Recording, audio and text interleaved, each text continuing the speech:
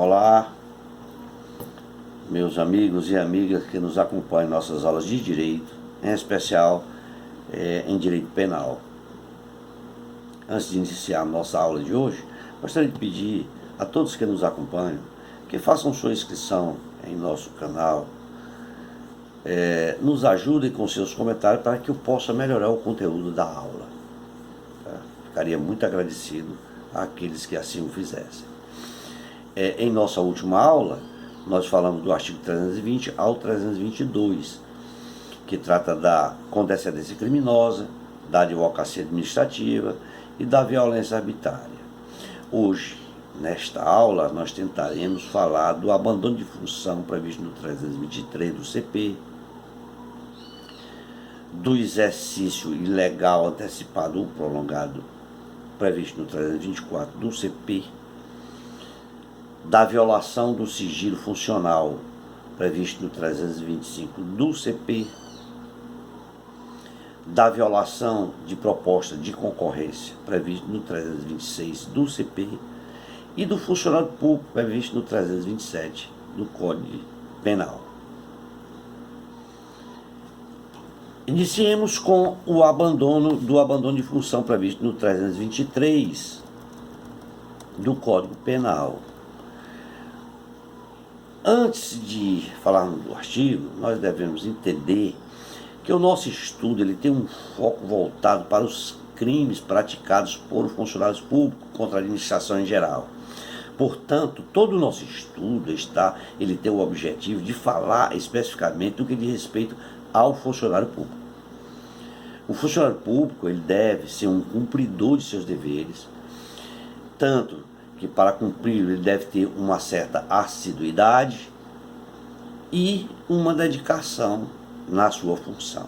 No entanto, caso assim não o faça, o Estado ele tem o dever de puni-lo, seja administrativamente ou judicialmente, desde que estejam previsto uma tipicidade penal. A tipicidade penal prevista no disposto 323 prevê que abandonar o cargo público fora dos casos permitidos em lei tem pena de detenção de 15 dias a um mês. No seu parágrafo 1º diz que se do fato resulta prejuízo público, tem pena de detenção de 3 meses a 1 ano e multa. No seu parágrafo 2º, se o fato ocorre em lugar compreendido na faixa de fronteira, tem pena de detenção de 1 a 3 anos e multa. Quando o artigo trata de abandonar a função, tecnicamente se refere ao abandono do cargo, o qual compreende a totalidade de suas funções.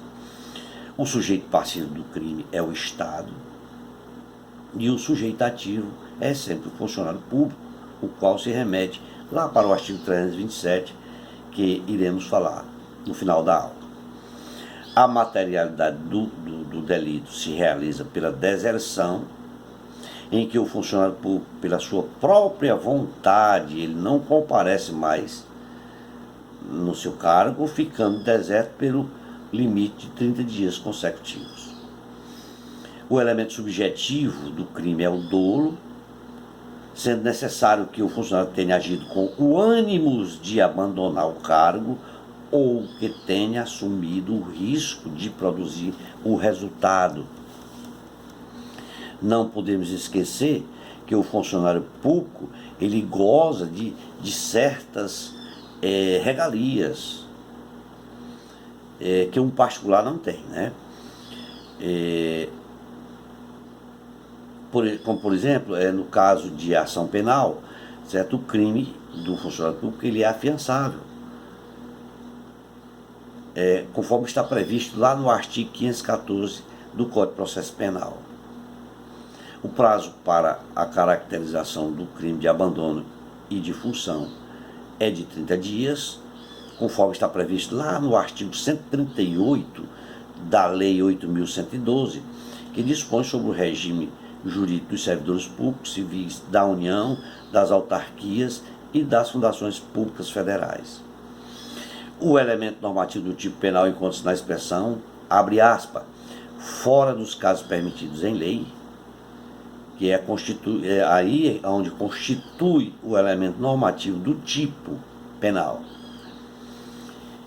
do exercício funcional ilegalmente antecipado ou prolongado previsto no Código Penal, artigo 324. Entrar no exercício de função pública antes de satisfeitas as exigências legais ou continuar a exercê-lo sem autorização, depois de saber oficialmente que foi exonerado, removido, substituído ou suspenso, tem pena de detenção de 15 dias a 1 mês ou multa. O núcleo do tipo é entrar no exercício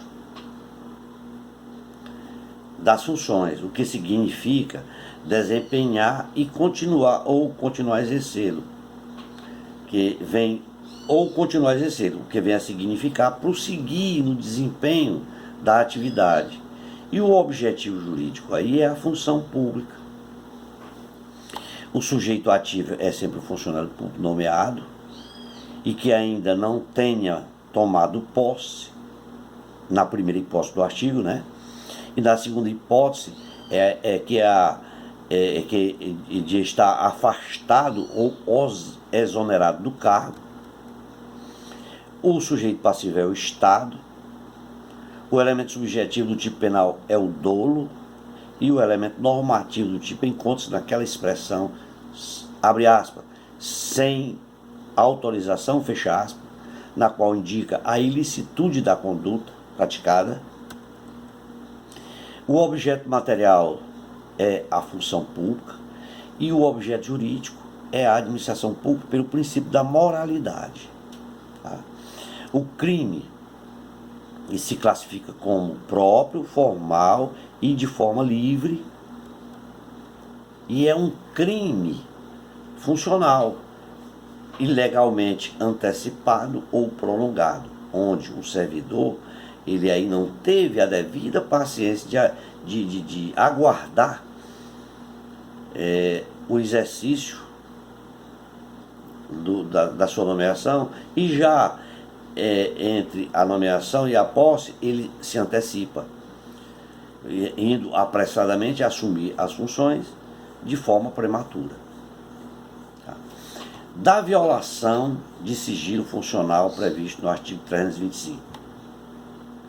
Dispõe o tipo penal do 325 que revelar fato que tenha ciência em razão do cargo e que deva permanecer em segredo ou facilitar-lhes a revelação tem pena de detenção de 6 meses a 2 anos ou multa se o fato não constituir crime mais grave.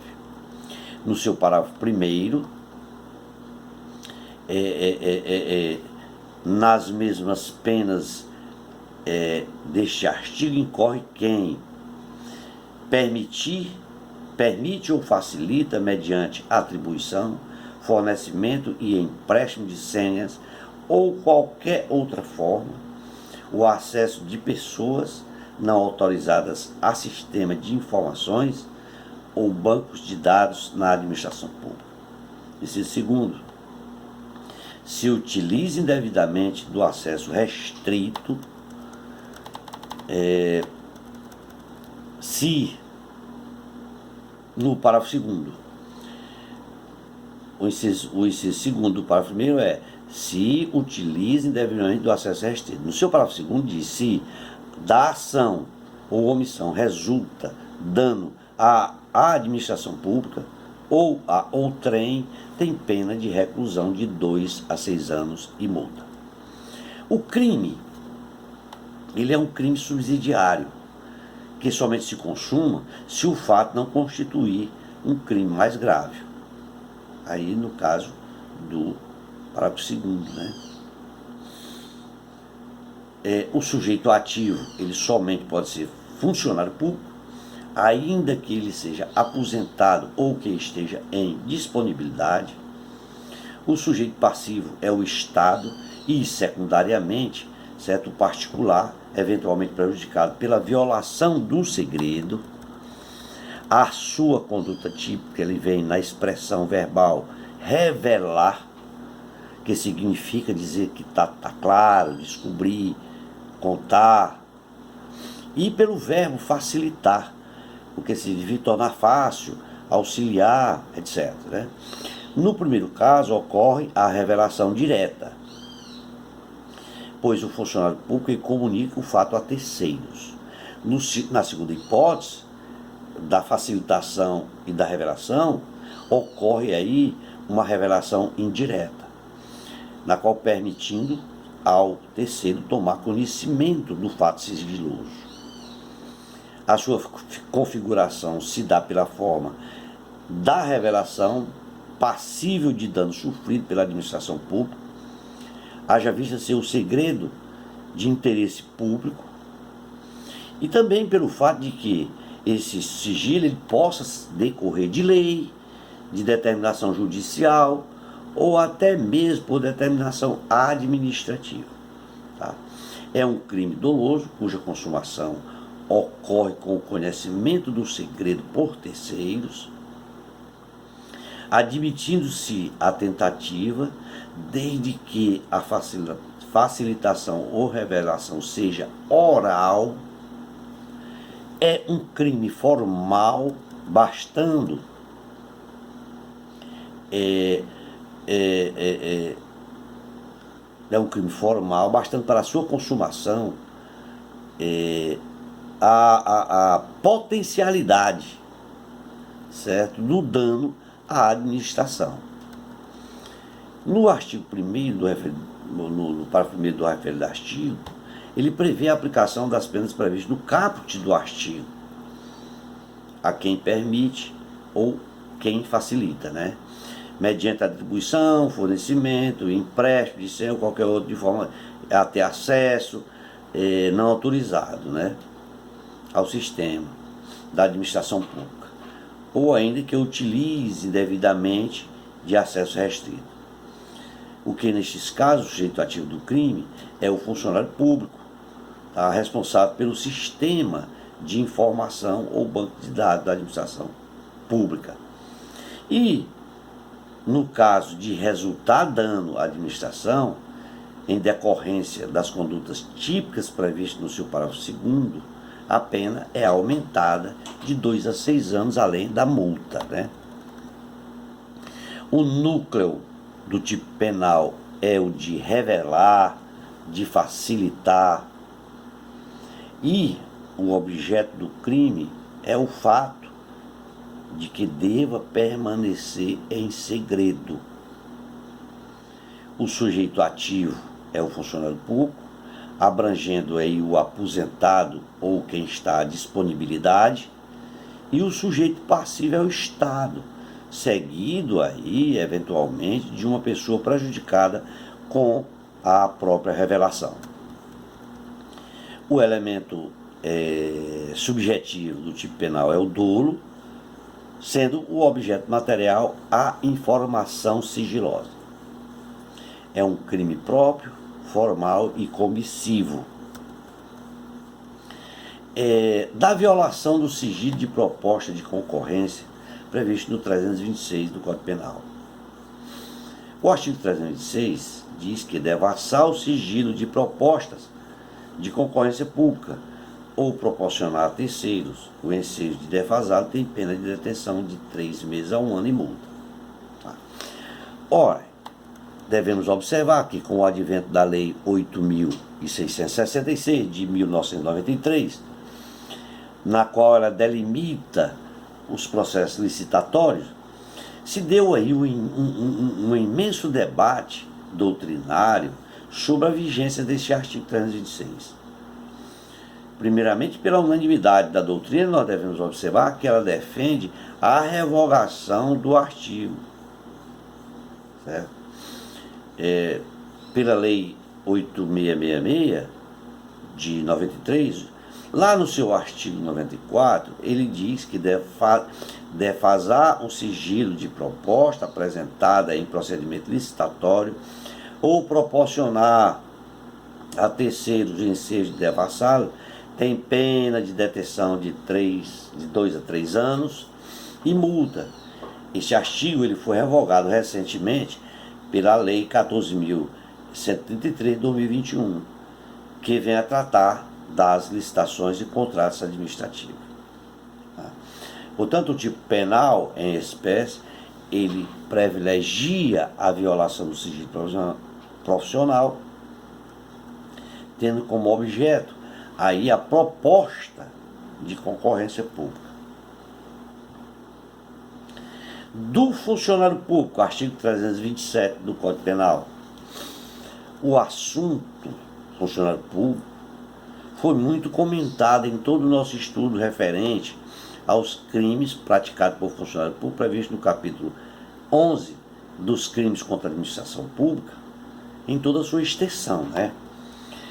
Para complementar, nós podemos dizer que em nosso sistema penal, quando se trata de crimes contra a administração pública, ela trouxe o conceito de funcionário público previsto no artigo 327, que é um complemento normativo às normas penais em branco, que se utiliza da expressão funcionário público. O artigo 327 considera-se como funcionário público para os efeitos penais quem, embora transitoriamente ou sem remuneração, exerça cargo, emprego ou função pública. No seu parágrafo 1º, ele diz que equipara-se a funcionário público quem exerce cargo, emprego ou função em entidade paraestatal e quem trabalha para a empresa prestadora de serviço contratada ou conveniada para a execução de atividade típica da administração pública. Este inciso foi incluído pela Lei 9.983 de 2000. No seu parágrafo 2º diz que a pena será aumentada da terça parte quando os autores dos crimes previstos neste capítulo forem ocupantes de cargos em comissão ou de função, de direção ou assessoramento de órgão da administração pública direta, sociedade de economia mista, empresas públicas ou fundação instituída pelo poder público. Esse parágrafo foi incluído pela Lei 6.799 de 1980.